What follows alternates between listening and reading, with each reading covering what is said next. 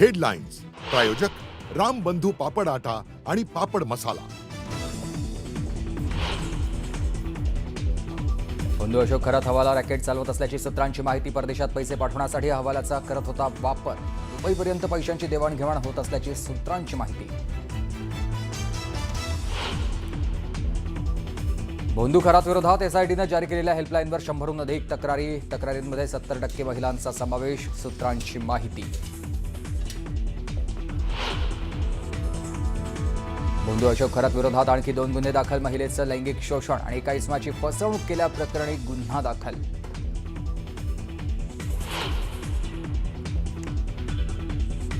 अखेर रुपाली चाकणकरांचा राष्ट्रवादीच्या महिला प्रदेशाध्यक्षपदाचा राजीनामा। उपमुख्यमंत्री सुनेत्रा पवारांकडे राजीनामा केलाय सुपूर्द। खरात प्रकरणी मी माझ्या भूमिकेवर ठाम, चाकणकरांची प्रतिक्रिया।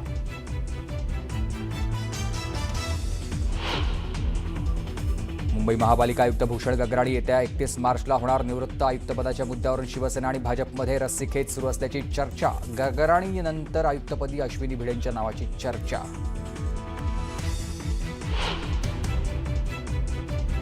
विधान भवनात प्रवेश मिळवण्यासाठी मोठा गैरप्रकार। अर्थसंकल्पीय अधिवेशनासाठी 50 बनावट पासेसचं वाटप। 7 जणांवर गुन्हा दाखल। 4 संशयित पोलिसांच्या ताब्यात।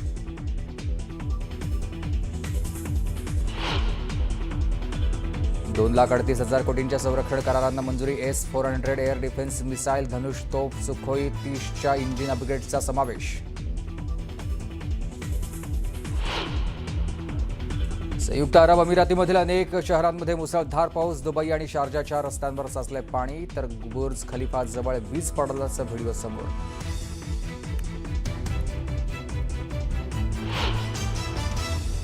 आजपासून IPLचा थरार। गतविजेता रॉयल चॅलेंजर बंगळुरू विरुद्ध सनरायझर्स हैदराबादमध्ये रंगणार पहिला सामना।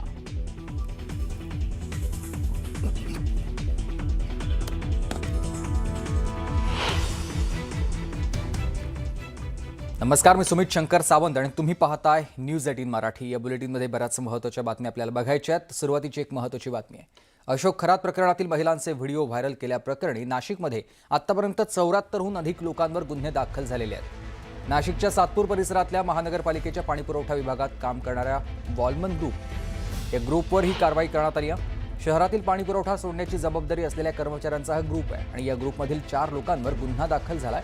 तर ॲडमिननं सेटिंग बदलून सगळेच ॲडमिन केल्यानं ग्रुपमधील 40 वॉलमन चौकशीच्या फेऱ्यात आता अडकलेले आहेत। पाणीपुरवठा विभागाच्या वॉलमन ग्रुपवर कारवाई झाल्यानं ग्रुपमधील सगळे वॉलमन चौकशीच्या भीतीनं गायब झालेत। त्याचा थेट परिणाम शहराच्या पाणीपुरवठ्यावर देखील झालाय।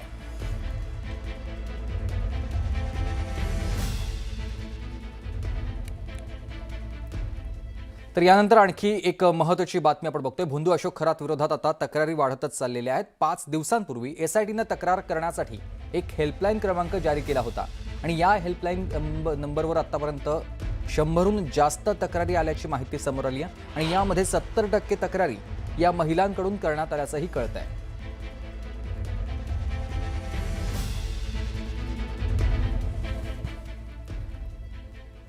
अशोक खरातचा आणखी एक धक्कादायक कारनामा समोर आलाय। बंधू अशोक खरात हवाला रॅकेट चालवत असल्याची माहिती समोर आली आहे आणि सूत्रांकडून ही माहिती कळते आहे। परदेशात पैसा पाठवण्यासाठी खरात हवाल्याचा वापर करत होता।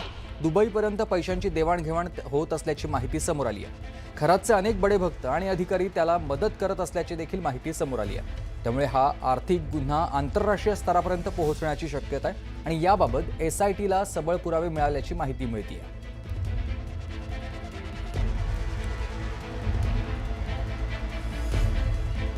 बंधू अशोक खरात विरोधात रात्री उशिरा 2 गुन्हे दाखल झालेले आहेत। एका महिलेचं लैंगिक शोषण आणि एका इसमाची फसवणूक केल्याप्रकरणी गुन्हा दाखल करण्यात आलाय। नेवासामधील व्यावसायिक राजेंद्र भागवत यांची व्यवसाय वाढीच्या नावाखाली वेगवेगळ्या अंगठ्या लाखो रुपयांना विकून फसवणूक केली आहे आणि या प्रकरणी गुन्हा दाखल करण्यात आलेला आहे। तर एका विवाहित महिलेचा पतीसोबत वाद असल्यानं त्यावर सल्ला घेण्यासाठी ती बंधू अशोक खरातकडे गेली होती। यावेळी बंधू खरातनं तिच्यावर अत्याचार केल्याची तक्रार महिलेनं केली आहे। मी महादेवाचा अवतार असून माझ्यासोबत शरीर संबंध ठेवल्यास तुझ्यावरील संकट दूर होणार आणि त्याला नकार दिल्यास तुझ्या कुटुंबातील मुलांचा आणि नवऱ्याचा मृत्यू होईल अशी भीती दाखवत अत्याचार केल्याची तक्रार या महिलेनं केली आहे। आतापर्यंत खरातवर 2 आर्थिक फसवणुकीचे गुन्हे तर 8 लैंगिक शोषणाचे गुन्हे दाखल झालेले आहेत।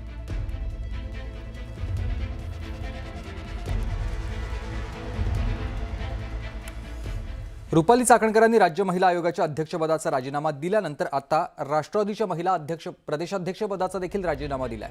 उपमुख्यमंत्री सुनेत्रा पवार यांच्याकडे चाकणकरांनी आपला राजीनामा सुपूर्द केलाय। रुपाली चाकणकरांनी राजीनामा दिल्यानंतर सोशल मीडियावर पोस्ट करत आपली भूमिका मांडली आहे। खरात प्रकरणाबाबत पहिल्या दिवशीच मी माझी भूमिका स्पष्ट केली आहे। आजही तीच स्पष्ट आणि ठाम भूमिका असल्याचं म्हणत सुनेत्रा पवारांशी चर्चा केल्यानंतर राजीनामा दिल्याचं चाकणकरांनी सांगितलंय।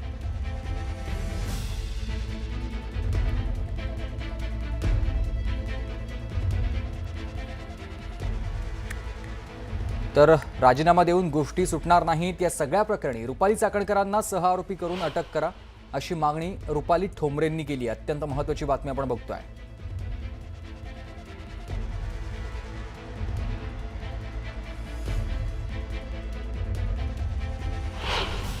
माझी भूमिका आहे की बोंधूबाबा प्रकरणामध्ये त्यांना सहआरोपीने अटक केलं पाहिजे।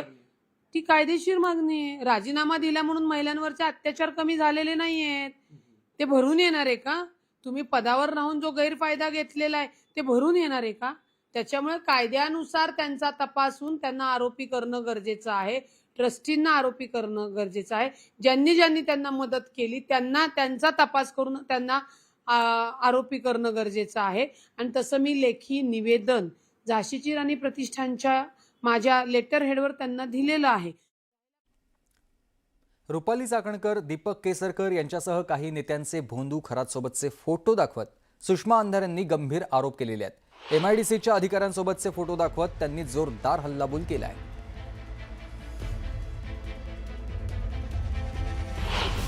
एमआयडीसीचे सगळे अधिकारी आहेत आणि सगळ्या अधिकाऱ्यांमध्ये पुन्हा एकदा चाकणकर आहेत।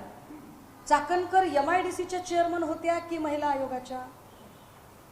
एमआयडीसी मध्ये चाकणकर काय करतात आणि एमआयडीसी मध्ये शालेय शिक्षण मंत्री काय करतोय? कशासाठी आले होते इकडे? म्हणजे ज्या बाईंना फार काल खुमखुमी होती ट्विट करण्याची, त्या बाईंनी आता याची उत्तरं दिली पाहिजेत की केसरकर याच्यात काय करतायत? कोल्हे बिले सापडले म्हणे बाबा, तिकडे कोल्ह्याचे कान बिन सापडले म्हणे। काही कुणी लोक कोल्ह्याचं रक्त बिक्त लावून पूजा करत नव्हतं ना?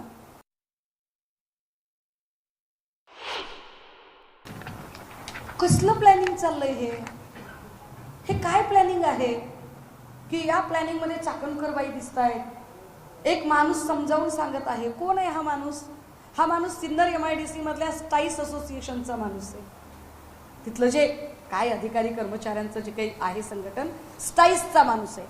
हा माणूस अनेक ठिकाणी दिसतो, याची चौकशी झाली पाहिजे असं माझं एसआयटी कडे मागणं होतं। आजचं एसआयटीने केलं पाहिजे। हे का केलं पाहिजे? खरातचा आर्थिक स्तर या लोकांनी वाढवला, खरातला पोसला यांनी, खरातचा भस्मासूर यांनी वाढवला।